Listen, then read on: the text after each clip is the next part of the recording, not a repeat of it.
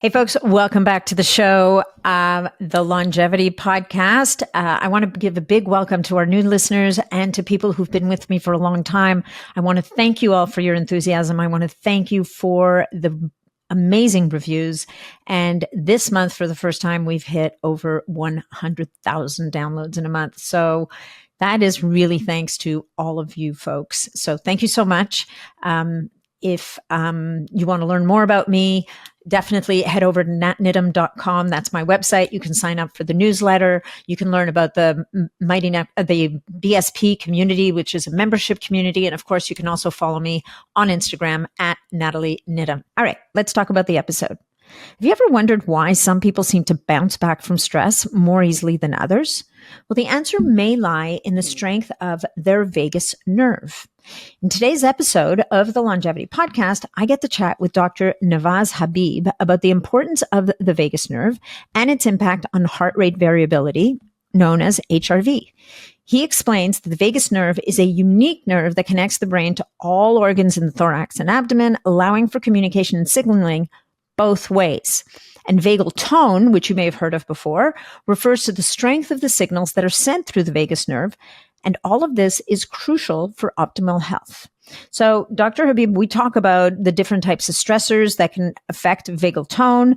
We talk about the role of nutrients like nitric oxide, phosphatidylcholine, and B vitamins in supporting vagus nerve function. And of course, we also talk about different ways to improve vagal tone and support the vagus nerve. Dr. Navaz Habib is a doctor of chiropractic and functional medicine practitioner who empowers his clients to dig deeper and find the answers to what's holding back their health, affecting their energy and productivity. He is lovely. We had a great conversation. He's so knowledgeable. And he is also the host of the Health Upgrade podcast and speaks on various topics related to the vagus nerve and its impact on optimal health. So to find out more about Dr. Navaz Habib, you can go to his website, which is drnavazhabib.kartra.com. You can follow him on Instagram, Dr. Navaz Habib. He's also got a great book that we talk about on the podcast called Upgrade Your Vagus Nerve. And of course, there's his podcast, the Health Upgrade Podcast. And now let's dive into this episode. Hey, folks, just a quick reminder that all of the information presented in this podcast is for information purposes only. No medical advice, no diagnosing, no treatments suggested here. Before you try anything that you hear about or learn about here, make sure that you check with your medical provider. Welcome to the show, Dr. Navaz Habib. It is a pleasure to have you here today. I'm very excited to be here with you, Nat. Yeah, and here being actually we're both in Toronto, which doesn't happen very often, you guys. It really does not. I'm usually a flight from the person that I'm talking to, so this is very exciting for me too. Yeah, no, and even geographically, we're not even that far away from each other. That's shocking. Yes. So tell me about yourself. We are talking today about a topic that I think people talk about a lot. There's a lot of confusion about it. But we're going to talk about this one nerve, which is, kind of a couple of branches. It's not exactly a single nerve, but we're going to talk about the vagus nerve and, its importance, what it's all about, its impact on heart rate variability and all the different things today. But before we do that, why is the vagus nerve so important to you? Yeah. What's in it? What do you care about the vagus nerve? It's a great question. For me, I'm a neuroanatomy geek. I've loved the brain since I first was in biology class in Pickering, so not too far from here as well. And I remember I built a brain out of Play-Doh plasticine as one of my projects for grade 12 biology class. Mm-hmm. And I obviously got an A on that, which was wonderful. But the brain has always been unique to me. And I've always been really interested in neuroanatomy and neurophysiology. And I went into chiropractic college where I learned a lot about how the body connects and how it works together. And really, that's kind of the key thing. It's the synergistic and uniting communicating force that the vagus nerve is, to allow for signals to go from the brain to all of these different organs within the body.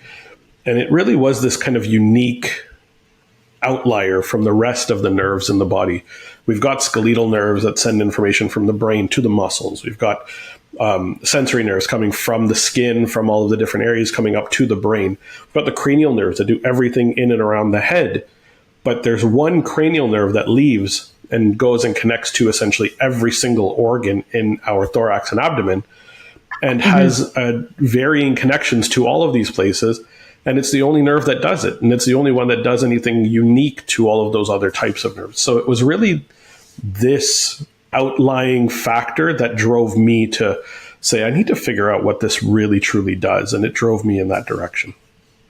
So, and then isn't it also a thing? So again, like, I mean, I'm not a vagus nerve expert, but is it not also a two-way street communication? Like, I think that's one of the things that's most fascinating about this nerve, because as you mentioned before, you've got nerves that innervate muscles, so they go out. Yeah. And then you've got sensory nerves that send information back. But you have this vagus nerve people talk about it really like as a superhighway between the brain and the gut. And it's really central to that gut-brain connection that we talk about, right? Yeah, absolutely. So in fact, there's 4 different functions on the vagus nerve, not just 2. We often, when we're talking about it in a clinical setting, or we're learning about it in an educational institution, we hear about vagus nerve equals parasympathetic. So we're talking about the autonomic nervous system, and there's 2 branches to the autonomic nervous system controlling all of these automatic processes within the body. So the sympathetic side is going to drive responses that are focused on fight or flight. So it's a threat response system. That's a necessary response. I like to give the analogy of the sympathetic nerves are like the accelerator of a car. Okay, so the car is useless without an accelerator. It's a hunk of junk sitting in the garage. It doesn't do anything. So we need to have that, but it can be dangerous. We need to also have a counteract to that, which is the brakes. And that's the parasympathetic nervous system. That's the vagus nerve. And that's that necessary piece. So we need to have both the accelerator and the brakes together. And then if we dig deeper onto that parasympathetic side, we often will think of, okay, well, parasympathetic means it's controlling from the brain to the rest of the body. Well, only 15% of the information on the vagus nerve is going from the brain to the body in a parasympathetic efferent fashion down.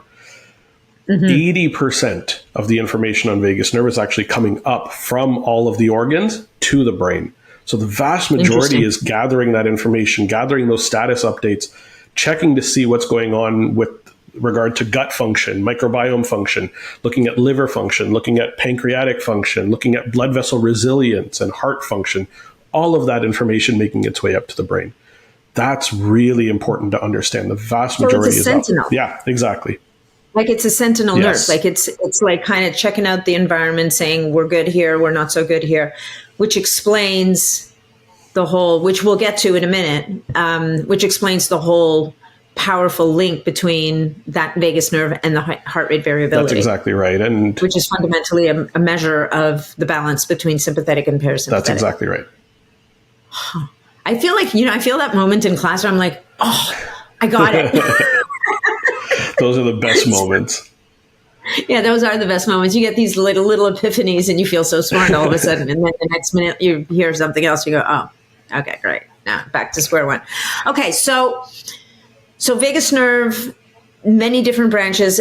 Basically, it takes stock of the internal environment of the body and reports back to the brain. That's exactly right.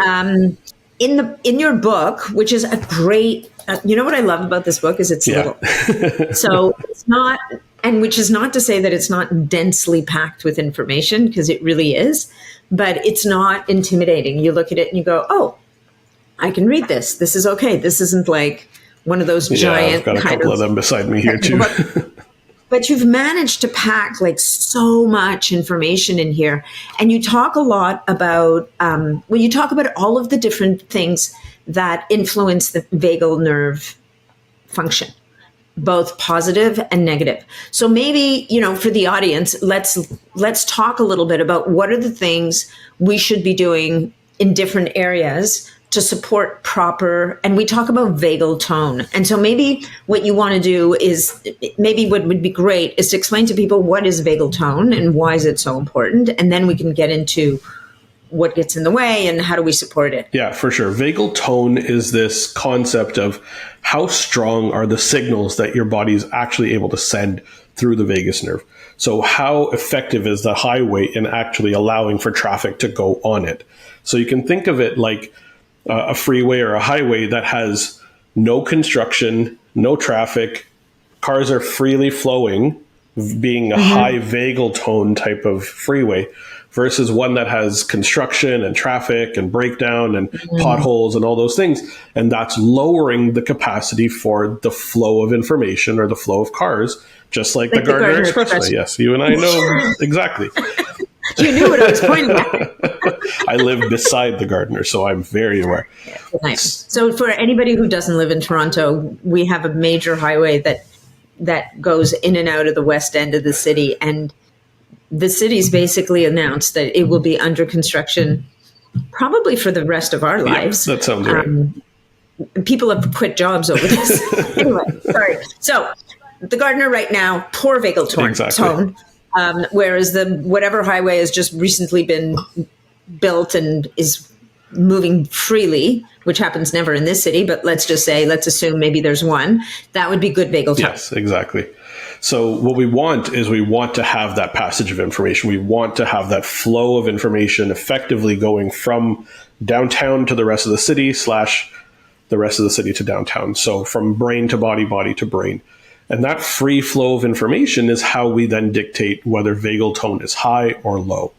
And the higher the vagal tone, the more effective that information is being passed. So we're getting more signals to those brainstem nuclei that vagus nerve is able to then relay information to the rest of the central nervous system, up to the dorsal raphe nuclei, up to the thalamus, up to the hypothalamus, so that it gets this information and processes it effectively. And then it dictates, okay, great, we can now send information down through the HPA axis to the hormones, or we can send information to the thalamus to dictate, yeah, we can go to sleep, right? And arousal and plasticity and memory. And so the connections from that nucleus tractus solitarius, where the vagus nerve information, that 80% comes into in the brainstem, it goes up to all these areas. That's where the processing comes from. Those pieces of information from all of the different organs relay through the vagus nerve then to the rest of the central nervous system. That's huge to understand, because if vagal tone is poor, those signals aren't getting up and your central nervous system processing capacity decreases significantly. And so what does that mean? Does that mean that the body doesn't respond properly to its environment? Or does it mean that, like, how does that show up in the body? Like, you don't get the right hormones released at the right time? Or does it lead to circadian dysregulation? Like, how does that express itself? Yeah, you basically put the nail on the head there. So hormonal dysregulation, right? We have changes in hormonal regulation of adrenals. So the cortisol levels will be dysregulated. The insulin levels will be dysregulated. We won't have as clear an indication of what's happening in the body. And so the processing capacity decreases, and that will result in some form of dysregulation. And that dysregulation will occur differently in different people. And so depending on where the stressor lies, where the challenge is for that person, that's where we can then affect change when we increase the tone of the vagus nerve or increase the capacity for signaling. Well, and I'm gonna go out on a limb here and say it's generally multifactorial. Like, you don't just have poor communication back from one place. I would guess that it's when things start to go sideways, everything goes sideways in different directions. And that's why rarely are people diagnosed with one condition and then sit there with that one condition for the rest of their lives. It's usually we figured out this one thing, but something else is breaking down, and then something else is breaking down. And that's why if you have one diagnosis, your chances of having 2, 3, 4, 5 diagnoses down the road increases significantly. Okay, so you mentioned, and we talked a little bit before the podcast, and we're not going to get fully into this, but you talked about the importance of blood vessels, right? And you talked a minute ago about metabolic health. And so if we talk about metabolic syndrome, for example, where we have insulin is dysregulated, blood pressure is dysregulated, like we've got all these different issues going on at the same time that create like a syndrome, right? So it's a bunch of stuff. Is all that kind of feeds into the vagus nerve? Is there a piece of working on the vagus nerve that helps with some of these issues? Yeah. One of the most interesting connecting points here, and it's very relevant right now, is because of its very strong connection to the gut, the vagus nerve is the signaling tool for GLP-1 to enter and go up to the brain. So how we get that glucagon-like peptide 1, that peptide that drives the satiety reflex in the body, how we get that signal up to the brain is through the vagus nerve. If vagal tone is low, that's when we have either, it tends to be not a lower level of GLP-1 in the body per se, but rather a lower signaling capacity. It's your body's and your brain's not hearing it. That's exactly right. That's so interesting. So how do the GLP-1 agonists play into that? So they flood it. It's like insulin. So it's just more. It's more. And so we have, it's different. almost, I would consider it to look a lot like the neuropod cells in the gut that have the GLP-1 receptors, plus GLP-1 receptors everywhere in the rest of the body. Yeah. But those particular cells, when it's almost like an insulin resistance, where they have a lower number of receptors on the surface because you're not listening to the satiety signal anyway. So I just need to, and then when you flood the system with the GLP-1, it's going to drive that signaling response, which is why the dosages for people to actually have an effect from GLP-1 tend to need to go up significantly. Yeah, it's interesting though. There's a paradox there. I have seen people who go too high on their dosage, and it's like the body slams on the brake, crosses its arms, and goes, "Okay, we're done." Yeah. Like I'm not playing with you anymore. Yeah. And it's actually really interesting because in a couple of cases where people have come to me with this, and for some reason they were working with people who told them to just keep doubling the dose regardless of what was going on. Whereas I think that, if someone's going to go that route for whatever reason, you want to stay at the lowest dose that you're seeing results at, and you just want to stick at that low dose. And maybe because you cause a traffic jam, I don't know, know, but interestingly enough, when they back down on the dose, they get unstuck sometimes. And that's really interesting because that important piece of information is it's not just a lack of GLP-1 that's present, but rather the body is going to say this is too much. The vagus nerve doesn't have the capacity to signal that information because of all of the other multifactorial things, that the stressors that were driving vagus nerve function down in the first place, all the things that were contributing to the construction and the traffic and the accidents and the potholes and whatnot on the highway to begin with. So what we need to do is fix those potholes and get rid of and complete the construction and actually do the work to get the vagus nerve working again. And all of a sudden, at a lower dose, those things tend to start working more effectively. All right, so let's talk about the potholes. How do we help the vagus nerve to be better? How do we tone the vagus nerve? And please don't tell me to jump into a bucket of ice water because there's got to be a better way. It's one of many ways that you can do it. So, can't you just actually? I've heard you can just put your face in cold water, it can work very and similar. that will activate the vagus nerve up at the top. If you think about it, if we take away all the noise that's kind of around, because ice bucket challenges and jumping in a cold plunge and cryotherapy are all beautiful and wonderful for Instagram, but they all come down to, do you have control of your breath? The breath is the key to all of it. And all of these hormetic stressors, jumping into a cold plunge, jumping into a sauna, doing all of these other factors, they all come down to your breath control. If you are not breathing effectively, then you are consciously sending, or subconsciously in most cases, sending a signal that your body should be in a sympathetic state and push the accelerator more. And that downregulates the capacity for vagus nerve to send its signals effectively. Okay. So what we want to look at, what we want to address are what are the factors that are causing us to not breathe effectively? What are the things that could have occurred? And I've broken these down into 4 types of stressors. So these 4 are the first one that we all kind of think of as stress, which is emotional day-to-day stressors, right? Yep. The financial stressors, relationship stressors, kids, whatnot, right?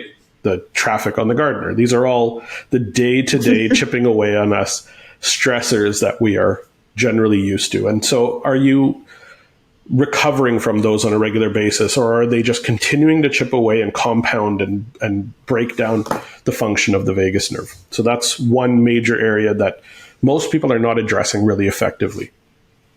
Then we have physical stress. For physical stress, there's two ways you can go, but the most common way that we're going generally in the general population, not the population that speaks or that listens to your podcast, obviously, but sedentary, right? We're sitting in a sedentary lifestyle. Our muscles are depleted. They're not functioning at a high level. We're not working out. We're not going outdoors. We're not getting that physical buildup of muscle strength, which muscle is such a huge and important component of health, period.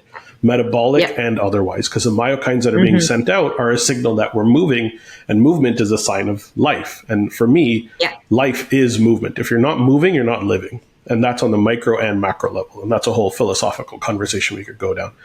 But for me, that physical sedentary lifestyle is a massive reason for why vagus nerve dysfunction occurs. On the physical side as well, it can be something like a trauma, like a physical trauma, car accident, concussion, multiple concussions. I've had a couple of people that I've worked with that had 8 or 9 concussions. These are world-class athletes that had multiple falls on ice or whatnot. And those were contributing factors, each one compounding the last, making it a little bit worse and a little bit more challenging to overcome. Whiplash injuries can have a direct shearing effect at the brainstem, at the level where the nucleus tractus solitarius and dorsal motor nucleus of vagus is. So the vagus nerve signals can't get through physically because there's actual shearing forces that happen at that level. So there's so many of these physical things to look into, and often are overlooked in a historical setting. So we tend not to look at those physical breakdowns as contributing to physiological problems, something that needs to change.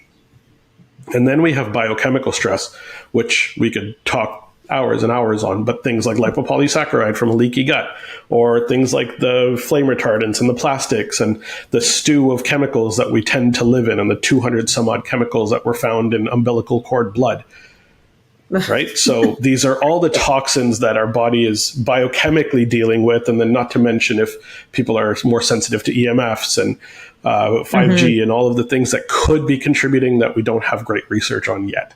So these are all the biochemical or bioenergetic stressors that are affecting. And then the last one is psychological stress. And those psychological stressors are big ones. A lot of people have had some form of trauma, whether big T or small t trauma, childhood trauma, adverse childhood event, victim of a crime, you name it, right? Even these car accidents or motor vehicle accidents or concussions have a physical component and often a very significant psychological component. For sure. One of my cycling friends, unfortunately, in Mississauga, was hit by a car recently, and he's in critical care right now. So these are very challenging. Yeah, these are very challenging incidents. Quadriplegic because of cycling. Yeah, exactly. So these are really challenging moments, and so it can challenge both on physical and psychological times. And what those psychological stressors often do is scuff the lenses through which we see the world. And that can then contribute to how we perceive stress in a different way. And do we perceive something as being a threat, even though objectively it's not? Right. So you're like in a more hypervigilant state almost. And that hypervigilance is a drive towards sympathetic activation. And so it actually changes how you breathe. And how we breathe is key. So assessing breath and understanding where that breath is it happening in the chest primarily? Are we breathing short, shallow chest breaths? Are we using our accessory breathing muscles? So many people have tight traps and upper back muscles and rhomboids, scalenes, neck pain.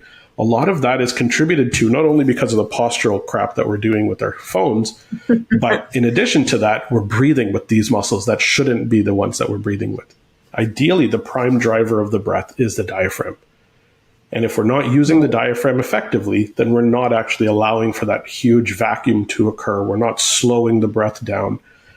Really what drives that breath pattern of being able to shift to parasympathetic is slow, diaphragmatic, and focused on a longer exhale. And Right. Those, the 4 and 8, the 4 and 6. exactly. Yeah. Or a 4-7-8 pattern is one that I love to implement with my clients. And what's really interesting there, if you can do that really effectively, that's how you hack respiratory sinus arrhythmia. That is the main driver of HRV. Interesting. Right. So as we, I often get people to when they're falling asleep to do a 4-7-8 breath. Exactly. And I talk to them about, boring yourself to sleep, but really you're also releasing different chemicals in the body that brings down the cortisol and allows you to slide into sleep. One of those is nitric oxide. When we're breathing in through the nose, we're circulating that air. We're getting in the sinuses nitric oxide release to occur. If we're breathing through our mouth, we're actually cutting down the amount of nitric oxide that can be stored in the saliva, which is where nitric oxide has its precursor component. So just an interesting fact that we can come back to. But breathing through the nose is massive, and doing that breath pattern is going to drive a very important physiological change that then allows for resilience and the ability to step heavily into that parasympathetic state and go to sleep. I love that. And then there's a section in the book on nutritional deficiencies as well, or nutrients required for proper vagus nerve function. And there's a couple that really stood out. I mean, obviously, so you have, the whole acetyl-CoA, the Krebs cycle for energy production, but there was phosphatidylcholine, which is a big one. And when you look at the amounts of phosphatidylcholine that people need, it's not a stretch to say that most people are probably not getting nearly enough. Here's the fun fact. The fun stat is 90% of North American diets are deficient in choline levels. 90%. So choline is this essential nutrient. We are capable of building a little bit of it in our body, but not nearly enough for the needs of phosphatidylcholine, which is necessary for good strength of cell membranes. So cell membranes have these phosphatidylcholine, phosphatidylserine levels in them to ensure they have fluidity within them. But in addition to that, the choline itself is one of the contributing factors to producing the neurotransmitter acetylcholine, which comes from acetyl-CoA and choline together to allow for signaling. And that signaling of acetyl-CoA happens from the nerve to muscles, and the vagus nerve exclusively uses acetylcholine. Interesting. Big one. So big one. And so you get it from, you talk about in the book, you talk about beef liver, which so many people won't eat or can't eat or don't eat. And then eggs, which are great. Now, interestingly enough, in the book, you talk about hard-boiled eggs, but I had learned at school that the yolk is better. Yes, it is. When it's runny. The study that I had cited didn't do the difference between hard-boiled and soft-boiled. They just had used hard-boiled in the chart that I have extracted from. But soft-boiled is definitely best. Absolutely. Better. I have my kids do their soft-boiled volcanoes and then dip and eat. And that's, it's literally what we had for breakfast this morning. So there you go. Soft Volcano is better, eggs. for sure. Soft is better. So what would you say is the next biggest nutrient that helps with vagus nerve? I would say that the bigger ones that tend to be missing, and these are very common when we talk about just overall energy, is mitochondrial support supplements. So B vitamins, carnitine, lipoic acid, just all of the factors that are required for mitochondrial function to occur, because that first piece of leading into Krebs cycle is the production of acetyl-CoA, that initial stage of glucose or fats or amino acids to pyruvate to acetyl-CoA. So the cofactors there, the big ones, are B vitamins. Okay, so get your Bs, guys. Exactly. I mean, we've got a lot of technical terms here. So for those of you who are technical, you're in heaven. For those of you who are less technical, you're like, I didn't realize I was coming to biology class. So eat eggs with runny yolks. Get your B vitamins. If liver is in your zone is in the sphere of what you'll eat, then definitely eat liver, because it's another good one. Okay, so we have nutrition that's important. So let's talk about HRV now, because I think heart rate variability is another big area of questioning for people. And I mean, at the end of the day, it's actually not that complicated, but I do think that there's a lot of confusion about it. And then I'd love to talk a little bit about, I mean, frankly, I've got people in my community who are stuck. They're so stuck. They're stuck in the 20s and they don't understand why. And so maybe let's talk a little bit about some of the reasons that because these are people that are reasonably healthy. They're physically active. They have a pretty good diet. And if I share my HRV numbers with them, they're like, really? So I love this. HRV is such an important but very misunderstood value. We tend to lump it up with something like a heart rate and heart rate has a very particular number you want to be in. You want to be in that kind of 45 to 70 range to have optimal resting heart rate, which would be great, but a lot and wonderful. Like you have a set value that you want to be in. HRV is very different. HRV is so variable. It changes literally second to second. And the reason for this is we're getting signals into the heart from both sympathetic and parasympathetic. So the accelerator and the brakes are both pushing. And when we don't have good brake function because our vagal tone is down, what that means is there's more signals coming in from the accelerator, from the sympathetic nerves. And so that's driving these the heartbeats to be kind of evenly distributed, more metronomic in their fashion. Yeah. So it's a very rhythmic pattern. What we want is we want to go accelerator, brakes, accelerator, brakes. And what that does is it creates variability because it spreads out and then shortens up and then spreads out and shortens up beat to beat.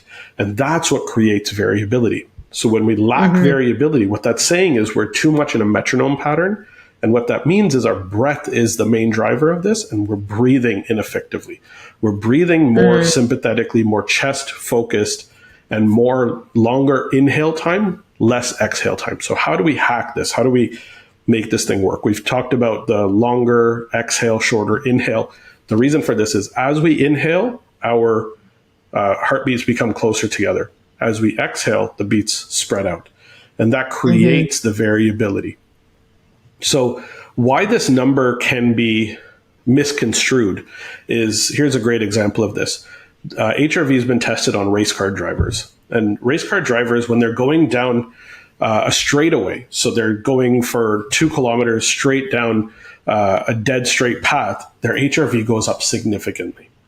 But as soon as they come up to a hairpin turn, their HRV dips significantly. It just drops right down. It's the same idea as you get into a shower, you turn it on, you don't realize, and a cold shower hits you. All of a sudden, what happens? You go, and you tighten up. Yeah. And what happens is your HRV dips because your sympathetics are on at that time.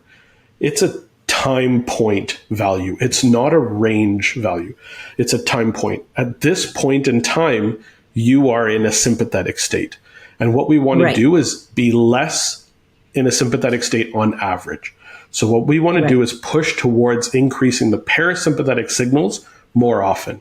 Okay. So it's a misconstrued value because it is something that needs to be done same time every day. There's obviously contributing factors that are going to lower it. If you're feeling sick, if you drink some alcohol, like there's a lot of definite factors that will lower your capacity to be resilient, to be in that parasympathetic state.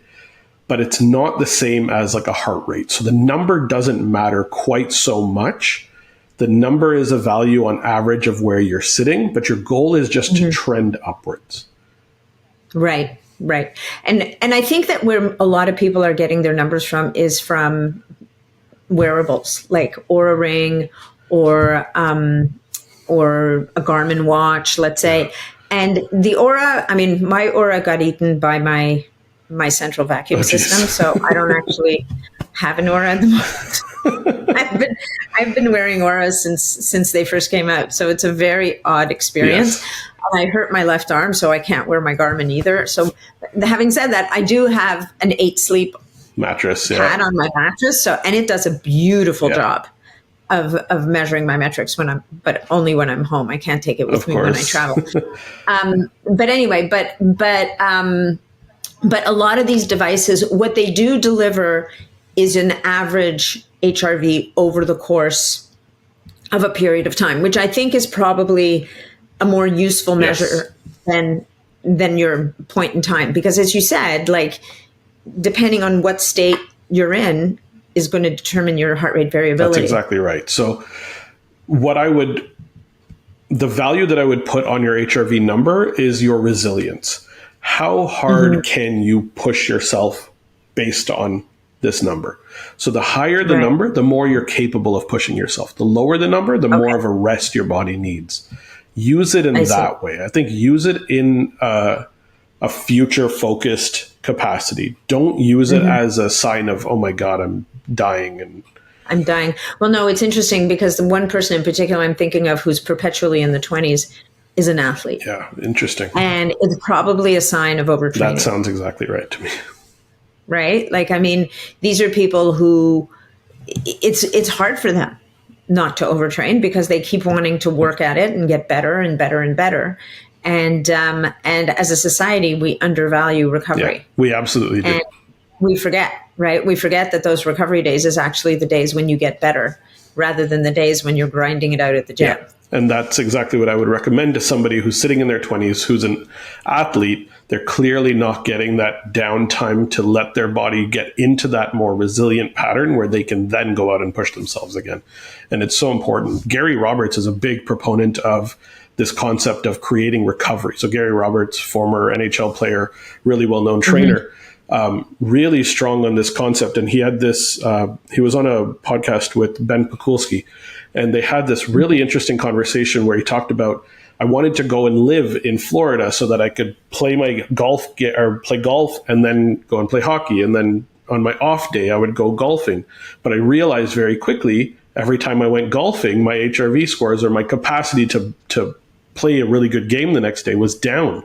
I actually needed a full recovery day, and golf, even just 18 holes of golf was too much for my body for that recovery. Well, when you're playing competitively, it is. You know what I mean? Like, there's different ways of playing golf, and most likely, a professional hockey player might be playing a little differently than a retired person, which is not to say that the retired person isn't competitive as well, but they tend to be higher. So, okay. So let's now move. So our friend, the vagus nerve, ultimately has, control over these two sides of the nervous system, which is what is generating this HRV value that we tend to look at to see, are we well recovered? Do we have resilience in our system? Is this the day to go to the gym, or might this day be the day not to go to the gym and do something else that's more restorative, let's say. And no, that doesn't mean Ashtanga yoga, because that, even though it has the word yoga in it, it's not restorative. You're absolutely right there. I think people are funny, right? They're like, well, I went to yoga, and it's like, yeah, what kind of yoga class did you do? Oh man, that's too good. And they went and did one of those crazy yoga classes. Okay, so let's. You talked a little bit about. You mentioned nitric oxide earlier, and I know that this is something that actually came up for you after you wrote the book. Yes. And so, you know what, guys? I think like this book is fantastic. If you're interested in vagus nerve, it's a great book. And I'm going to want to finish the podcast with 5 ways to improve your vagus nerve tone. Perfect. I'd love to finish with that. But before we go there, you said that there's another area of research that you kind of landed on after you wrote the book. And we had this funny conversation because you're like, oh, I'm just kicking myself for it not making into the book. And I said, look, there are people who never publish the book because they're always finding something new. And I think it'll be your next book. You know, we'll talk about this topic, but you came across new research, or not new research, but a different branch of research, let's say, that talks about the importance of nitric oxide for proper vagal tone. Yeah, absolutely. So the connection here was something that I kind of thought into existence because it just linked really well together, and then figured out and went through the research and found literal connections here. So nitric oxide is this very important molecule that's required for resilience. So I talked about acetylcholine being the necessary neurotransmitter for contraction of a muscle. When a nerve sends acetylcholine to a muscle, the acetylcholine triggers the muscle to contract and create that contractility. So it uses that ACH to drive that. Acetylcholine is a contractile tool. It's meant to cause contraction, tightening. The opposite of that is relaxation. And relaxation comes from the presence of nitric oxide. So acetylcholine causes contraction and nitric oxide causes relaxation. The literal passage of food through the gut requires relaxation to allow food to pass into the next section of the gut, and contraction of the previous area of the gut to push through. So it literally allows for movement of food through the gut. Right. Neuronal nitric oxide synthase, it's one of the 3 isoforms of nitric oxide synthase, which is the enzyme that produces nitric oxide in our body, is stimulated by acetylcholine, and it's stimulated by the vagus nerve in the gut. So that's a really interesting pattern of how nitric oxide and acetylcholine work in this cyclic fashion to allow for movement to occur. There's 2 other isoforms of the nitric oxide synthase enzyme. One of them is endothelial nitric oxide synthase, and that one's present primarily in the blood vessels. And so that allows for blood vessels to be resilient to the flow of blood.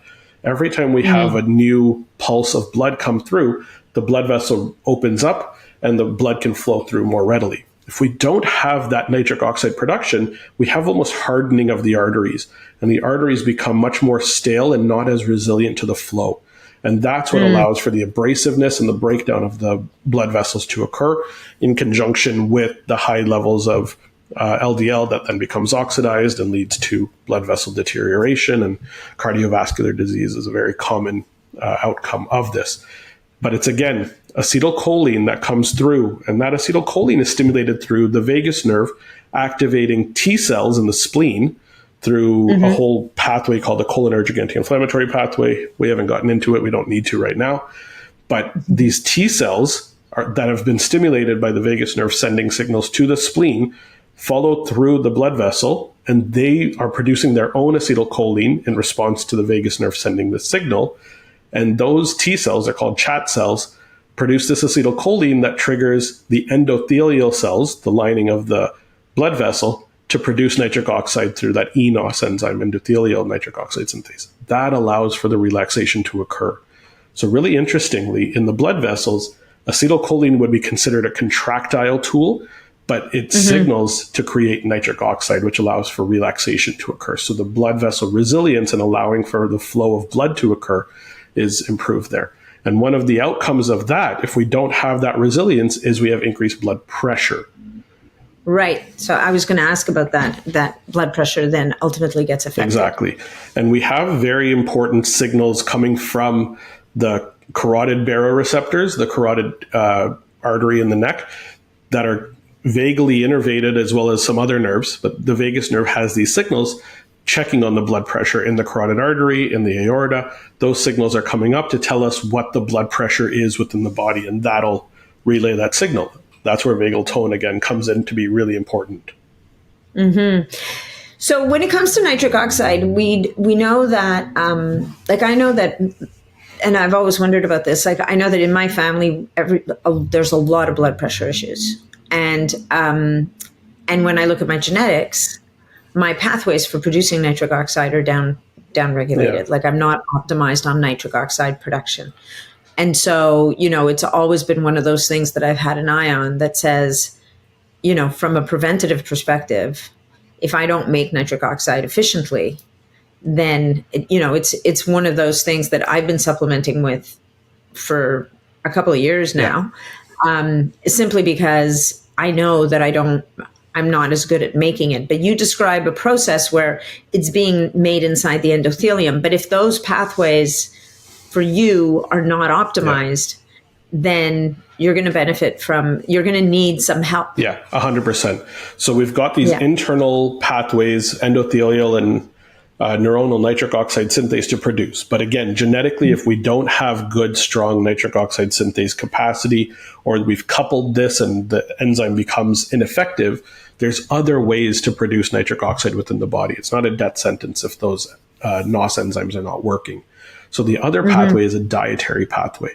And that's where we can take in nitrates, which turn to nitrites, which then will be converted to nitric oxide. So nitrate to nitrite occurs within the oral microbiome. So what we need to do is make sure that we're not using mouthwash, because mouthwash is one of those things that kills a lot of the really important oral microbiome factors that can convert nitrate to nitrite. Yeah. And then if we don't have that nitrite can actually get stored in the salivary glands in the mouth. And if we're breathing through our mouth and we're draining out and drying out our mouth, the nitrite levels decrease and we don't have the capacity to produce nitric oxide later on. So supplementation, nasal breathing, diaphragmatic breathing, slow exhales, focus on that in combination will help to create that resilience that we're looking for. And then when we have a reasonable amount of that nitric oxide that's being produced in the body through that dietary pathway, some people will supplement with it. That's something that I've actually noticed a huge change with, which I'll share in a second. But nitric oxide gets signaled through the vagus nerve. It's one of those factors that the vagus nerve is looking for in the blood vessels in the gut to tell the brain through that 80% of information that's coming up to the top that, yeah, we have enough nitric oxide. That means we have enough relaxation capacity. Okay, so it's the cyclic factor, exactly. So if we don't have the enzymes, if we don't have the enzymes, then the dietary ways of getting the nitric oxide in, or the supplemental ways, are great ways to send that signal through the vagus nerve and have the vagus nerve function effectively to send that important information. Cool. So I think we both are team Berkeley Life, right? 100%. We're both. So this is so you know what, guys, like, so this is a supplement. And now I was fascinated to see that there was actually this connection with the vagus nerve and nitric oxide production. So Dr. Habib is holding the box up, but for those of you watching on YouTube, so these are the capsules by Berkeley Life Pro, and it is remarkable. I find it remarkable how effective this can be for people. And especially for people like me who just don't make nitric oxide efficiently. And they have those cool little test strips. You can check on them with that. In fact, I checked earlier and I was on high because I had taken my stuff, and I make sure to. So one of the cool little stories that I have here is you mentioned your Oura Ring. I've been using Oura Ring for about 5 years, and they've added new things into their outputs, which is really cool. So one of them is, what's your daily resilience looking like? What's your ability to recoup? And so I've been sitting in the solid zone for a long time, which wasn't ideal. Obviously, I have 2 kids and chaos in my house is a very common occurrence. So I was like, how do I get myself into strong or even higher up on my resilience? And I started taking nitric oxide foundation, and I started noticing a bit of change, and my energy was up. I started to be more capable. And then I started looking, and on the day that I started taking nitric oxide foundation regularly, I bumped up to strong, and I stayed in the strong level of resilience continuously while I've been taking it. And it's been about 3 weeks of that, which is such a huge change for me. I'd just feel more capable. It's really cool. My HRV's been up a little bit. There's a few different factors that are occurring here, but the only change I've made in my life, I promise, is this particular supplement. It works really well. That's amazing. Well, thank you for sharing that. That's awesome. Okay, so nitric oxide, we have made a connection. That's phenomenal. And that's not in the book, guys. So you get it just in the podcast. But for everything else, you can read the book. All right. So let's leave people with a couple of, I don't know if we want to pick a number, 3 or 5 ways to improve their vagal tone and support their vagus nerve. Let's do 5. Let's do 5. Number 1, breath, period. It all comes down to that breath pattern, focusing on diaphragmatic, longer exhales. 4-7-8 or 4-8 or 4-6 pattern is great. So 4 inhale, 6 out, or 8 out, or 7-second hold, 8 out. So these are great tools, but the key is it's got to be diaphragmatic. Really interesting tool on this, or point on this. When we breathe with our diaphragm, we're not only creating a vacuum and pulling air into our chest more effectively or into our thorax, but we're also creating a motion pattern of slow flow in the abdominal organs below. And we're actually creating a motion pattern that allows for peristalsis to occur. And so that's why when we breathe effectively, we're going to go into that very important state. So if I can just add to that. So folks, when you're trying to do this breath, put your hand on your belly. And what you want to feel when you inhale is the belly coming out. The chest should really stay pretty, not move very much, but you inhale and your belly comes out. And as you exhale, the belly comes down. So you're breathing, think of breathing deep into the belly. On the 4, hold for 7 if you can, and then exhale for 8. Exactly. So, all right. So that's number 1, breath work. Number 2, I'm going to say dietary sources of choline is huge, and dietary sources of B vitamins are huge. So obviously, if you're listening to this, you have a pretty good idea of what a good healthy diet looks like. You want to eat whole foods. You want to eat good protein content. You want to make sure that you have choline sources and B vitamins coming in, because those are overlooked. So runny egg yolks are one of the best ways to get the choline in. If you're on the vegetarian side or vegan side, sunflower lecithin is a great supplement for this. I choose, if you're supplementing choline, choose a phosphatidylcholine. Do not choose a choline salt, like a choline bitartrate or a choline citrate. Avoid those because they can trigger increased levels of TMAO, which is a gut metabolite. We'll talk about that in the book. Yes. Yeah. So that's a gut metabolite for cardiovascular disease. So avoid the choline salts. Okay. And then B vitamins, folate, B12, B6, B1, B3. Those are great. Okay. Yeah, use your methylated Bs just to be. Although if you're going to eat liver, you're going to get your methylated Bs there. So I'm just going to say all of those totally. And liver, I will for sure attest to. I'm a fan of it. You're in the right place for sure. Number 3, I'm going to go with nitric oxide. I think is such a huge missing piece to this puzzle, and one that is not in the book, which I'm sad to say. But this rhythmic flow of acetylcholine creating contraction and nitric oxide creating relaxation, and the vagus nerve signaling the presence of nitric oxide back up to the brain, having that relay of information is so important. And that cycled flow is what, for me, is the pattern of life. And if we're not moving, we're not living. And so we need to create that movement, not only in our muscles, our skeletal muscles, but also in our smooth muscles. And those smooth muscles are regulated by acetylcholine and nitric oxide together. So that would be number 3. Number 4 is honestly hydration, but electrolytes, which is a huge missing piece. We didn't talk a lot about this, but we have such an important component that needs to be addressed here. We need calcium and we need sodium as transporters to allow for the acetylcholine to get its signaling into the body, right? Yeah. So when we talk hydration, most people think water. Yeah, load up on your 8 glasses a day or whatever the new numbers are. Really, what we want to do is make sure that we're replenishing any lost hydration, and that lost hydration comes out of the body through sweat, including electrolytes, sodium, potassium, calcium, magnesium, which is why so many people, when they supplement with one of those or they support their electrolyte support, their HRV actually goes up pretty significantly. So this is a huge missing piece of the puzzle. I'm a big fan of adding that in. You'll notice when you are low on electrolytes, your brain and your body shut off. That's happened to me before. I talk about it in the book. Electrolytes are key to making sure that things are functioning really well. And there's a definite optimal zone to be in on your blood work. So if you're looking at that, the numbers are all in the book. I love that. Number 5, are we going to go with the cold face bath, or what are we doing? I'm going to avoid that one today because you didn't like it right off the bat. But well, I don't mind the cold face bath. I'm just not a huge fan of the cold plunge. I do go every once in a while. What's that place? Othership. Yeah, Othership. I was outside of it yesterday. I intend to go very soon again. Okay, no, well, because you sweat so much in the sauna that you're actually looking forward to the cold plunge. I love that place. Othership is wonderful. But I'm going to stay away from it because I think it's not totally accessible. One that I love and I think is a really interesting and a big time game changer, especially if somebody is suffering, is electrical vagus nerve stimulation. Oh, good. Yeah, let's talk about that. So this is one of my favorite tools. There's a few different devices around. What's that one? This is Truvega. This is one of my favorites. It's a handheld version, so a one-sided handheld electrical stimulation tool. I love this one.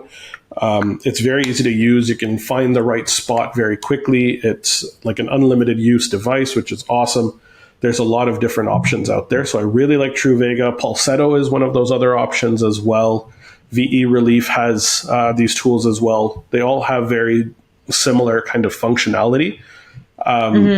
It depends on what type you want. So yeah, the Pulsetto, I have a Pulsetto. I always felt like I was wearing a bit of a shock collar, but it is a good device. Yeah, absolutely.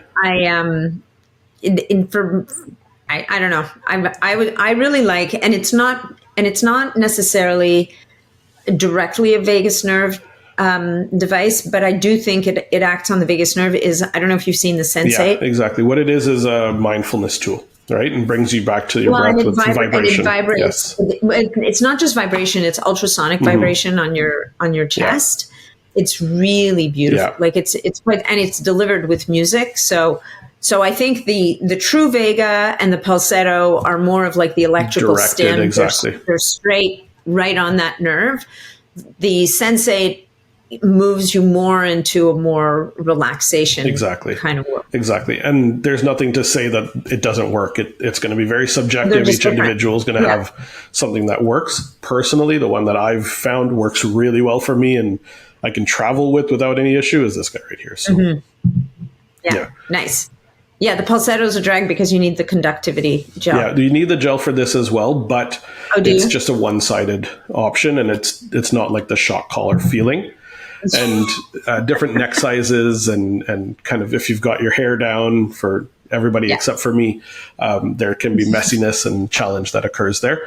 Conductivity gel is a requirement, though. And one of the interesting things is if somebody is dehydrated, the electrical stimulation it needs more to get through because we don't have hydration that's going to conduct the electricity very well. So I'll often find people saying, oh my God, my numbers, I'm going up so high and I'm just not getting enough of the stimulation. I said, are you drinking enough water? Are you getting enough electrolytes? And often the answer is no. So when they increase their hydration, they can lower the stimulation that's required.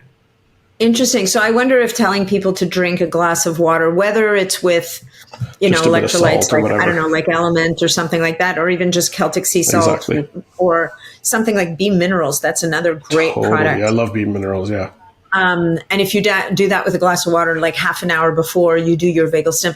So when you're using one of these devices, is it just kind of like, a workout for your vagus nerves so that over time it functions better? Yeah.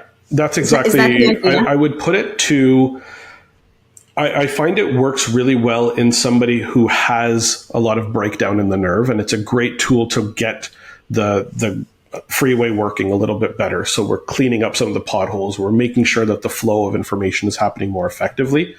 But I also pair it with breathing exercises and then all of the other fun things that we talked about. Nutritionally, the humming, chanting, gargling, singing, cold plunge, whatever else works well for that person, do it in conjunction with those. Obviously, don't take your stim into the shower or the cold plunge, but do it and then go do your cold plunge or whatever afterwards. But breathe or hum while you're doing your stim. It's a great pairing of things, and that'll allow for almost like a Pavlovian style neuroplastic conditioning that when you breathe, you're getting that stimulation. You know that your vagus nerve needs to turn on. That's really interesting. So you mentioned humming. So before we go, I do want to touch on that one last thing. So, because I think that, I've heard about humming before, and at first I was kind of like suspicious. I was like, really? Are you kidding me? But I think there's some really interesting research behind just humming. When you mentioned humming, gargling, singing, and humming, chanting, gargling, and singing. Gargling is a good one. Oh, chanting, yeah. So the reason for this, 4% of the signals on vagus nerve are motor to the pharyngeal and laryngeal muscles. And so one of the reasons why humming is so good, and I do this with my kids actually, if they're ever running around outside before dinner and we want to slow everybody down, we go into kind of a humming and we pretend to be bees and everybody goes, and slow everything down. What we're doing is we're stimulating the motor branches of vagus nerve to those laryngeal muscles that are required for tensioning and lengthening the vocal cords. So it'll lengthen the vocal cords or tension accordingly, which gives us pitch in our voice. You'll often find people have very monotonous voices when they have low vagal tone. So we want to make sure that we have really, really low or really, really high voices. And that pitch and tone, the ability to go between them, is a direct sign that vagus nerve is working. But when we're humming, we are activating those vocalization tools, those vocal cords, the muscles around them, the laryngeal muscles, and you're humming while you're exhaling. So we're pairing it together. It's an exhale plus the motor activation. So we're going, we're breathing out in a longer, drawn out pattern, but also adding in this muscle activation. That's why it works as well as it does. Well, that's really interesting, and you find this humming chant built into so many different practices, Totally. Right? Whether it's Om in a yoga class or in prayer, Yes. Right?